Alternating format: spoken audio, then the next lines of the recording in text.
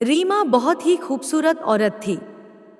उसे अपनी खूबसूरती पर बहुत घमंड था, लेकिन उसकी शादी बहुत ही साधारण दिखने वाले कुंदन से हो गई थी, जिसे वो बिल्कुल भी पसंद नहीं करती थी।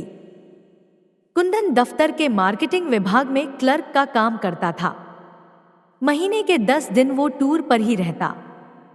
तनख्वाह भी ठीक ही थी, लेकिन रीमा की हर दिन नई नई फरमाइशों को पूरा करने के चक्कर में महीने के पहले दिन ही उसकी सारी तनख्वाह खत्म हो जाती थी। एक दिन की बात है, सुबह का समय था। रीमा बिस्तर पर लेटी हुई थी। तभी कुंदन ने उसे जगाते हुए कहा, कुंदन, क्या बात है रीमा, आज बहुत देर तक सोई हुई हो? रीमा, अरे, जिसकी किस्मत ही सो गई हो वो जागकर क्या करे? कुंदन, क्या बात है, आज सुबह सुबह ही ताने? रीमा, तो क्या चाहते हैं आप? सुबह सुबह आपकी आरती उतारना शुरू कर दूं या पैर दबाऊं? कुंदन समझ गया कि रीमा को कोई चीज चाहिए, क्योंकि जब भी उसे कोई चीज चाहिए होती थी वो इसी तरह का नाटक करने लगती थी। कुंदन, अरे, क्या चाहिए तुम्हें, बोलो ना। रीमा, हाँ हाँ, बोल तो ऐसे रहे हो जैसे चांद तारे लेकर आ जाओगे मेरे लिए। कितने दिनों से आपको सोने की रिंग के लिए बोल रही हूं, लेकिन तुम तो एक कान से सुनकर दूसरे कान से निकाल देते हो। कुंदन, अब जितनी हैसियत है मेरी उतना ही तो कर पाऊंगा मैं, और अभी मेरा हाथ तंग है। 2-4 महीने रुक जाओ ना, फिर दिला दूंगा मैं। रीमा, तो फिर मुझसे पूछते क्यों हो कि क्या चाहिए? जाइए, अपना काम करिए, मेरे कमर में बहुत दर्द है। कुंदन क्या करता, किसी तरह कर्ज लेकर रीमा के लिए रिंग ले आया। लेकिन रीमा बहुत ही लालची औरत थी, उसे हमेशा कुछ नया चाहिए होता था।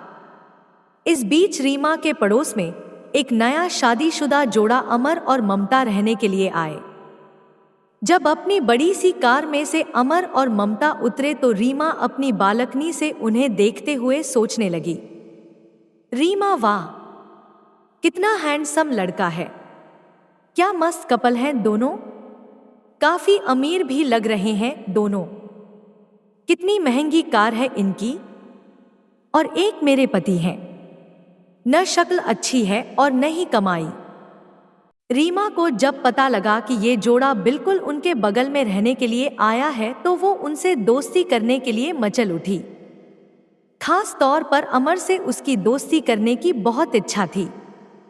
एक दिन वो उनके घर गई। उसने दरवाजा खटखटाया। दरवाजा अमर ने ही खोला। सामने से अमर को देखकर वो उस पर और भी लट्टू हो गई। रीमा जी, वो मैं आपके पड़ोस में रहती हूं, थोड़ी नमक चाहिए थी मुझे। अमर जी, अभी देता हूं। अमर, ममता, ममता, जरा कटोरी में नमक तो ले आना। ममता नमक लेकर आ गई। अमर ने उसे रीमा को देने को कहा। इस बीच रीमा की नजर अमर के घर पर थी। काफी महंगी और एंटी चीजों से सजा हुआ था उनका घर।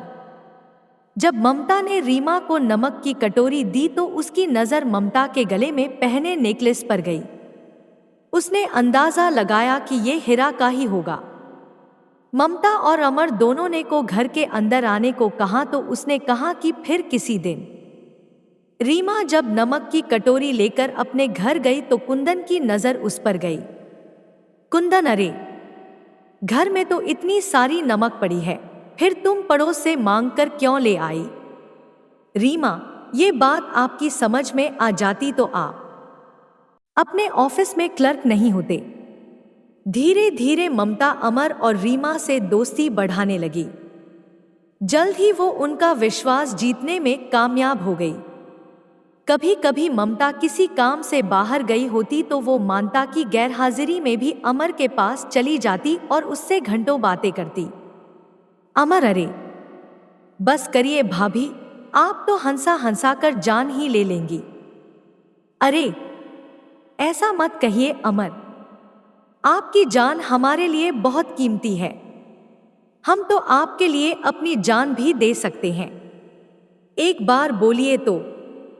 अमर, ये आप क्या कह रही है? रीमा, अरे, आप तो सीरियस ही हो गए। अब आपकी भाभी को आपसे मजाक करने का भी अधिकार नहीं है क्या?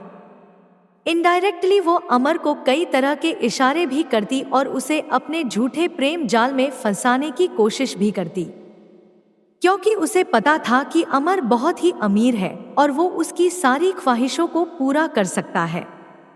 लेकिन अमर अपनी पत्नी से बहुत प्यार करता था, इसीलिए वो रीमा की इन हरकतों का कोई जवाब नहीं देता था। एक दिन की बात है। रीमा अमर और ममता से मिलने उनके घर आई। ममता, अरे, आइए आइए भाभी, हम आपकी ही बातें कर रहे थे। रीमा, मेरी बात। ममता, अरे, ये अमर तो हमेशा आपकी बात करते रहते हैं। रीमा, अच्छा, क्या कहते हैं अमर? ममता, यही कि आप बहुत अच्छी है। कितनी मजेदार बातें करती है। आपके जैसी पड़ोसी मिलना तो आजकल के समय में बहुत ही मुश्किल है। ममता के से मुंह से अपने लिए अच्छी अच्छी बातें सुनकर रीमा मन ही मन बहुत खुश हो रही थी और उसे लग रहा था कि एक ना एक दिन तीर निशाने पर लग ही जाएगा। इस बीच ममता के भाई की शादी तय हो गई। उसके मायके वाले उसे बार बार बुला रहे थे, इसलिए ममता को शादी के 10 दिन पहले ही जाना पड़ा। अमर को इतनी लंबी छुट्टी नहीं मिलती, इसलिए उसने शादी के कुछ ही दिन पहले जाने का तय किया था। इधर रीमा को जब पता लगा कि ममता 10 दिनों के लिए अपने मायके जा रही है तो उसने मन ही मन एक प्लान बनाया। रीमा, यही सही मौका है अमर को फंसाने का। अनिल भी बाहर है और ममता भी अपने मायके गई हुई है। ममता को मायके गए हुए अभी 3 ही दिन हुए थे। रात को 10 बजे रीमा ने अमर के घर का दरवाजा खटखटाया।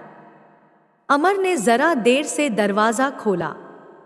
रीमा, क्या बात है अमर, बहुत देर कर दी दरवाजा खोलने में? अमर, अरे भाभी, वो किचन में रोटियां बना रहा था। आपको तो पता है ना, मुझे बाहर का खाना बिल्कुल पसंद नहीं है। रीमा, अरे, तो मुझे कह दिया होता, मैं बना देती। लगता है आप मुझे पराया समझते हैं। अमन, अरे, नहीं नहीं भाभी, ऐसी बात नहीं है। मुझे खाना बनाना अच्छा लगता है। रीमा, लेकिन मुझे ये अच्छा नहीं लगता कि मेरे रहते हुए आप किचन में खाना बनाएं। रीमा भले ही अपने घर में कम ही खाना बनाती थी, लेकिन यहाँ तो उसका मकसद कुछ और था। वो किचन में गई और उसके लिए फटाफट खाना बनाने लगी।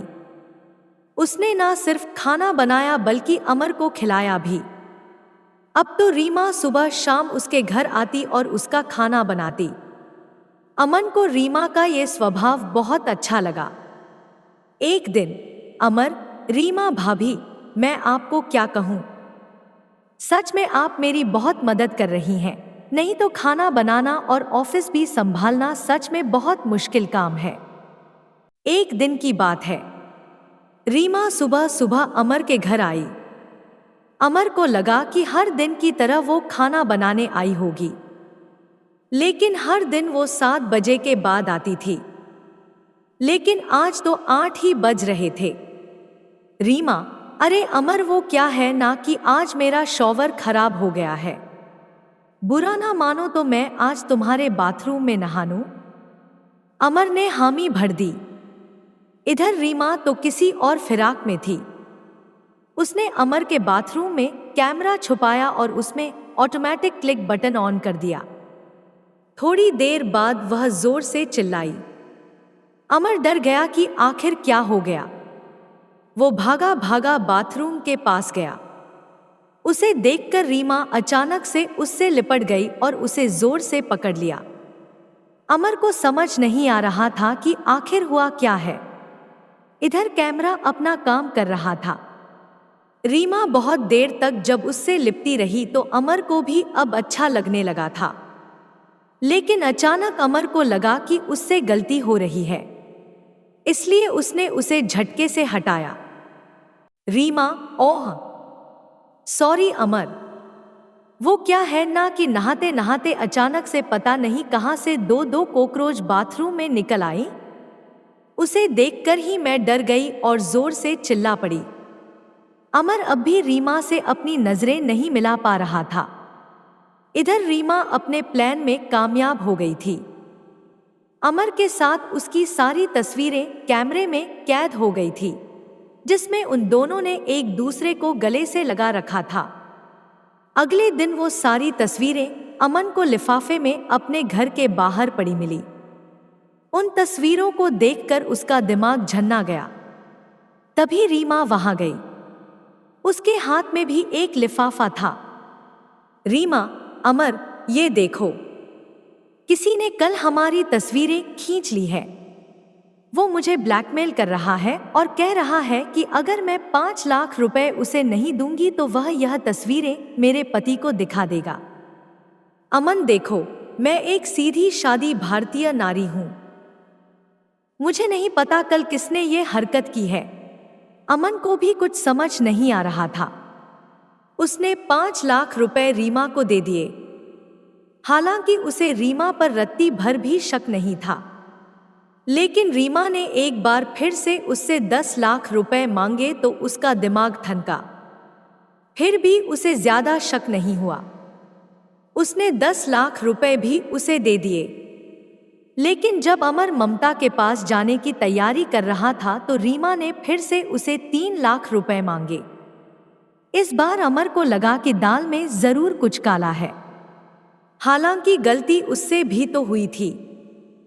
अमर ने बहुत सोचा और उसने ममता से माफी मांगते हुए उसे सारी बातें बता दी। ममता उसी समय अपने मायके से अमर के पास लौट आई। उस दिन रीमा जब सुबह को 3 लाख रुपए लेने आई तो उसने ममता को देखा। ममता को देखकर उसका चेहरा उतर गया।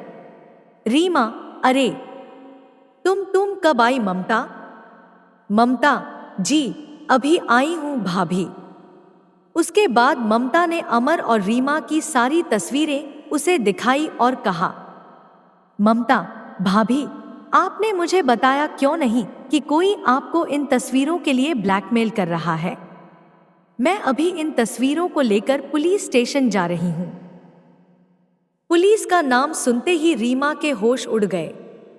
उसे अपनी पोल खुलने का डर सताने लगा। उसने पुलिस स्टेशन ना जाने की बात उनसे कही, लेकिन ममता अड़ी रही। आखिरकार रीमा टूट गई और रोते रोते उसने अपना गुनाह कबूल कर लिया। ममता, मुझे शर्म आती है आप जैसी औरतों पर जो अपने मतलब के लिए दूसरे मर्दों को फंसाती हैं। अरे अनिल भैया में क्या कमी है? वो बेचारे तो आपको हर खुशी देने की कोशिश करते हैं, लेकिन पता नहीं आपको ऐसा क्या चाहिए जो आपका लालच खत्म ही नहीं होता। रीमा को अपनी गलती का एहसास हो गया था। उसने उन दोनों से माफी मांग ली। लेकिन अमर और ममता ने कुछ दिनों बाद अपना रूम खाली कर दिया और वो कहीं और रहने चले गए।